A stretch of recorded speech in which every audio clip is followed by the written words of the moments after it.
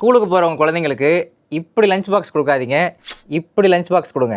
இந்த சம்மர் சீசனில் ப்ரோபயோட்டிக்ஸ் நிறையா இருக்கிற தயிர் சாதம் ஒரு அருமையான லஞ்ச். ஆனால் அந்த தயிர் சாதத்துக்கு சைட் டிஷ்ஷாக இந்த மாதிரி ஓலை பக்கோடா, சிப்ஸ், மிக்சர், முறுக்கு இதெல்லாம் போட்டு கொடுக்கறது ஊட்டச்சத்தான உணவு கிடையாது, பேலன்ஸ்டு நியூட்ரிஷன் கிடையாது. அதே தயிர் சாதத்துக்கு பக்கத்தில் நார் சத்து, ஃபைபர்ஸ் நிறையா இருக்கிற கேரட் செஞ்சு கொடுக்கலாம், புரோட்டீனுக்கு வெள்ளை சுண்டல் கொடுக்கலாம். இப்படி கார்போஹைட்ரேட்டும் ஃபைபரும் புரோட்டீனும் சேரும் பொழுது பேலன்ஸ்டு நியூட்ரிஷன் பசங்களுக்கு கிடைக்குது. தயிர் சாதமே கொடுத்தா போர் அடிக்கும்னு நினைச்சீங்கன்னா ஒரு நாள் தக்காளி சாதம், ஒரு நாள் லெமன் சாதம், புளி சாதம், கருவேப்பிலை பொடியெல்லாம் மிக்ஸ் பண்ணி கருவேப்பிலை பொடி சாதம், பருப்பு பொடியை கலந்து பருப்பு பொடி சாதம் கலந்து கொடுக்கலாம். கேரட்டுக்கு பதிலாக பீட்ரூட், சக்கரவள்ளி கிழங்கு, வாழைத்தண்டு, முருங்கைக்கீரை, வாழைப்பூ, பீக்கங்காய் கூட்டி ஏதோ ஒரு ஃபைபர்ஸ் உள்ள காய்கறிகளை ஆட் பண்ணிக்கலாம். வெள்ளை சுண்டலுக்கு பதிலாக கருப்பு சுண்டல், நிலக்கடலை, பச்சை பட்டாணி, rajma, double beans, soya beans, இது மாதிரி எவ்வளவோ ப்ரோட்டீன் ஆப்ஷன்ஸ் இருக்குது, அதை கொடுத்துடலாம். இந்த சுண்டல் செய்கிறது ரொம்ப கஷ்டம் கிடையாது. முத நாளே ஊற வச்சு காலையில் வேக வச்சு கொஞ்சமாக சால்ட்டும் ஜீரகத்தூளும் போட்டால் போதும். ரொம்ப அதை போட்டு மெனக்கட்டு நம்ம சமையல் பண்ண வேண்டியதில்லை.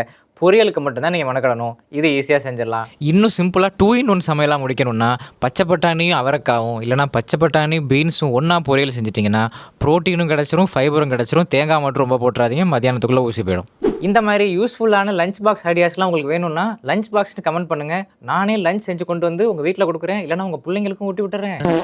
எதுக்கு வந்தோன்றதையே மறந்துட்டு நஜ சமையல்காரனாவே மாறிட்டாங்க.